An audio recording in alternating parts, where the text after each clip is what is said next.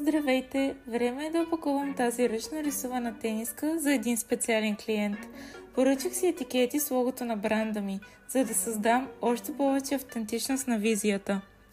Всяка поръчка идва с малък жест на благодарност.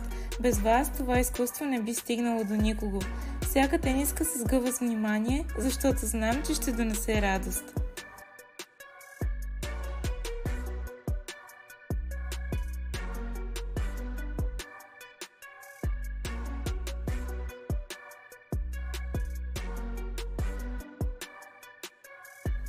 След това взимам от специалната подаръчна хартия, която предпазва рисунката, докато стигне при теб, което я прави още по-стилно поднесена. Тук имах известни затруднения при сгъването на хартията, но ако трябва да съм честна, се справих отлично.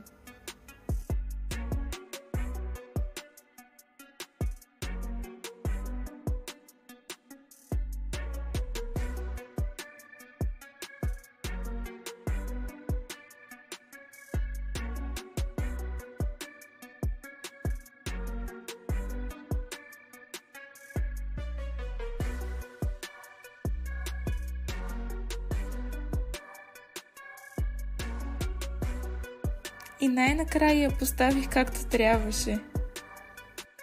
Сега е момента да поставя вече сгънатата тениска обратно в кутията, така че да се пази формата си до последния детайл. Да не забравим и картичката, на която съм записала, и Instagram страничката ми, на която може да направите поръчката си Tryfart Wear. Затварям подаръчната хартия до момента на разопаковането и от нейния притежател. Завършвам опаковането с финален щрих, залепвам стикер с логото на моят бранд. Тениските, които рисувам по поръчка, са лимитирани.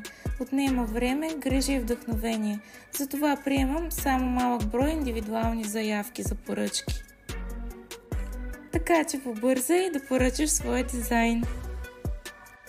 Съвсем скоро ще пусна първата си колекция от тениски в масова продажба, със същото внимание към изкуството, но достъпни за повече хора. Абонирай се, за да не изпуснеш старта на колекцията, и ти благодаря, че подкрепяш изкуството, което създавам. Това значи много за мен.